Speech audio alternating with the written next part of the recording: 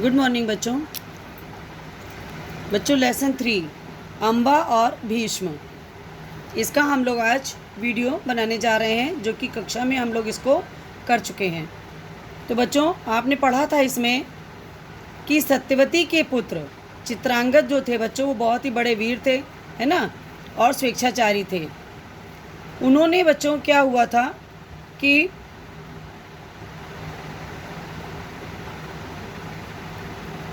गंधर्व के साथ उनका युद्ध हुआ था और वो उसमें बच्चों मारे गए थे।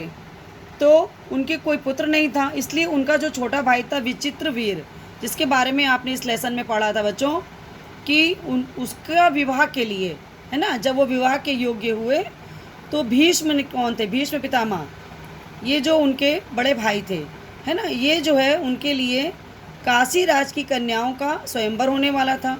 तो वहाँ पर ये गए, वहाँ पर देश विदेश से बहुत से राजकुमार बच्चों आए थे, उसमें ये भी गए।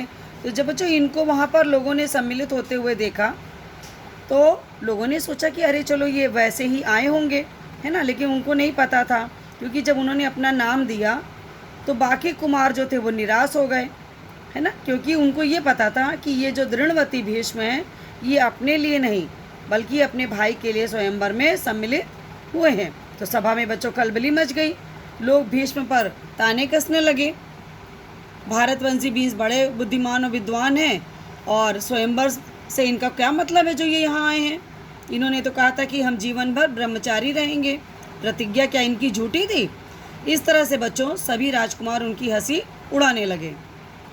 भीष्म जो थे इस अवहेलना को सह न सके, उन्होंने बच्चों सभी राजकुमारों से युद्ध किया और उन्हें हरा दिया और तीनों राजकन्याओं को बच्चों अपने रथ पर बैठाकर हस्तिनापुर की ओर चल दिए।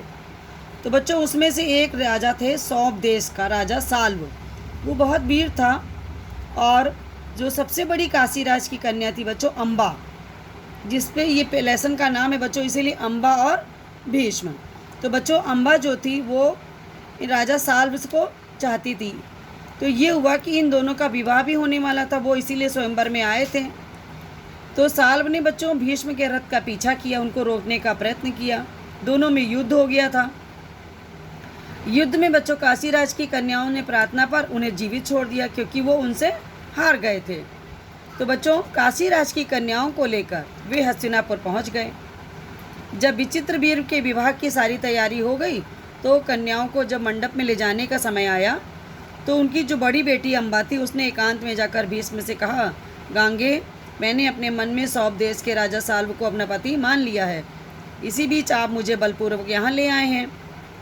तो जब उनको ये सब बारे में जब बच्चों पता चला तो उन्होंने उनकी इच्छा अनुसार उचित प्रबंध कर दिया और साल्व के पास भेज दिया। लेकिन बच्चों साल्व ने उन्हें एक्सेप्ट नहीं किया, मतलब उन्हें स्वीकार नहीं किया। फिर वो वापस आ गई, है ना, साल्व नहीं माना तो बेचारी अम्बा हस्तिनापुर लौट आई और भीष्म को सारा हाल सुनाया। तो विचित्रवीर ने कहा, वत्स, राजा साल्व अम्बा को स्वीकार नहीं करता, इससे विदित होता है कि उसकी इच्छा अम्बा को पत्नी बनाने की अब नहीं है, तो उसके साथ तुम्हारा विवाह करने में अब कोई आपत्ति नहीं रही। तो विचित्रवीर ने भी अम्बा के साथ ब्याह करने पे मना कर दिया, बेटा वो भी राजी नहीं हुए। अब बेचारी अम्बा ना इधर की रही ना उधर की रही। जब कोई रास्ता नहीं दिखा तो वो भीष्म से बोली, गांगे, मैं तो दोनों ओर से गई, आप मेरा ही सहारा हैं, आप मुझे हर के लाए हैं, तो अब आपका ये कर्तव्य है कि आप मुझसे ब्याह कर लें। भीष्म ने बच्चों उनकी बात सुनी, अपनी प्रतिज्ञा की याद दिलाई, बहुत उसको समझाया। फिर दोबारा बेचारी साल्व के पास गई, लेकिन वो स्वीकार करने के लिए बच्चों तैयार नहीं हुआ। अब उनके मन में बहुत क्रोध आया और वो भीष्म से बच्चों बदला लेने की इच्छा से कई राजाओं के पास गईं, जाके उनसे कहा कि आप लोग भीष्म से युद्ध करके मेरे अपमान का बदला लीजिए। लोगों ने सलाह दी बच्चों कि जाइए आप परशुराम के पास। तो वो परशुराम के पास गईं और जाके अपनी कहानी उनको सुनाई। परशुराम का हृदय बच्चों पिघल गया। उन्होंने काशीराज की कन्या से कहा, तुम मुझसे क्या चाहती हो? तो उसने कहा कि ब्राह्मण वीर, मेरी प्रार्थना केवल यही है कि आप भीष्म से युद्ध करें और भीष्म का वध कर दें। परशुराम जो थे बच्चों को अम्बा की प्रार्थना पसंद आई, बड़े उत्साह के साथ भीष्म के पास गए और उन्हें युद्ध के लिए ललकारा। दोनों कुशल योद्धा थे बच्चों, धनुष विद्या के जानकार थे और जितेंद्रीय और ब्रह्मचारी भी थे। अब जब दोनों बराबर की टक्कर हुई बच्चों, तो कई दिनों तक युद्ध होता रहा, हार जीत का कोई निश्चय ही नहीं हुआ। तो उन्होंने कहा कि अब मेरे बस में ये जो मैं था वो कर चुका, तुम भीष्म की ही शरण लो। पर अम्बा बच्चों ऐसी बातों से कब विचलित होने वाली थी। वो वन में जाकर बच्चों तपस्या करने लगी और उसने अपने तपोबल से बच्चों स्त्री का रूप छोड़कर पुरुष बन गई और उसने अपना नाम शिखंडी रख लिया। क्योंकि जब कौरवों और पांडवों का बच्चों युद्ध हुआ तो उस मैदान में शिखंडी जो था वो भीष्म के है ना बच्चों, तो आगे अर्जुन के आगे वो बैठी थी। तो ज्ञानी भीष्म को यह बात मालूम थी, तो अम्बा ही शिखंडी का रूप धारण किए हुए है, इसलिए उन्होंने उस पर बाण चलाना अपना वीरोचित नहीं समझा। ठीक है बच्चों, इस तरह से भीष्म वहाँ पर आहत होकर पृथ्वी पर गिरे, तब जाकर अम्बा का क्रोध शांत हुआ। ये तो था बच्चों अम्बा और भीष्म की कहानी जो आपने पढ़ी। अब हम लोग इसके प्रश्न उत्तर करेंगे बच्चों। क्वेश्चन नंबर 1 है बच्चों, शांतनु के पश्चात हस्तिनापुर का राजा कौन बना? शांतनु के पश्चात हस्तिनापुर का राजा विचित्रवीर बना। नेक्स्ट क्वेश्चन है बच्चों, विचित्रवीर के बड़े होने तक हस्तिनापुर का राजकाज किसने संभाला?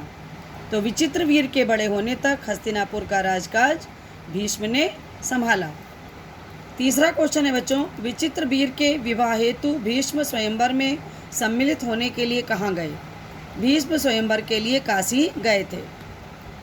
क्वेश्चन नंबर 4 है बच्चों, भीष्म काशी राज की तीनों पुत्रियों अम्बा, अंबिका और अम्बालिका को बलपूर्वक हस्तिनापुर क्यों लेकर आए थे?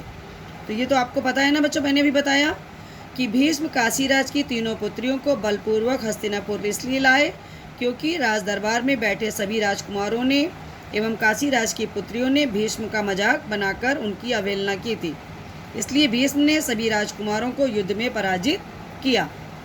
नेक्स्ट क्वेश्चन है बच्चों, सौप नरेश साल्व ने भीष्म से युद्ध क्यों किया और युद्ध में पराजित कौन हुआ? तो सौप नरेश साल्व ने भीष्म से युद्ध इसलिए किया क्योंकि भीष्म अम्बा को बलपूर्वक हस्तिनापुर ले जा रहे थे और वह साल्व अम्बा से विवाह करना चाहते थे, किंतु इस युद्ध में साल्व जो थे वो भीष्म के हाथों पराजित हुए थे। नेक्स्ट क्वेश्चन है बच्चों, विचित्रवीर के साथ विवाह करने से इनकार करने पर अम्बा के साथ भीष्म ने क्या किया? विचित्रवीर के विवाह करने से इनकार करने पर भीष्म ने अम्बा को फिर से साल्व के पास भेजना उचित समझा। नेक्स्ट क्वेश्चन है, अम्बा जब साल्व के पास गई तो साल्व ने क्या कहकर उन्हें वापस हस्तिनापुर भेज दिया? बच्चों, अम्बा जब साल्व के पास गई तो साल्व ने कहा कि वह भीष्म से पराजित हो चुके हैं, अतः वह अब अम्बा को स्वीकार नहीं कर सकते। दोनों देशों के बीच अम्बा कितने वर्षों तक ठोकर खाती रही? बच्चों, अम्बा 6 वर्षों तक इन दोनों के बीच में इधर से उधर होती रही। अम्बा ने अपनी परिस्थिति का जिम्मेदार किसे ठहराया? भीष्म को। भीष्म से युद्ध करने के लिए अम्बा किसके पास गई थी बच्चों? परशुराम के पास गई थी। अम्बा का नाम शिखंडी कैसे पड़ा? घोर तपस्या के पश्चात और तपोवन से अम्बा ने स्त्री रूप छोड़कर पुरुष रूप धारण किया और अपना नाम शिखंडी रख लिया। धन्यवाद बच्चों, ये आपका लेसन कंप्लीट होता है।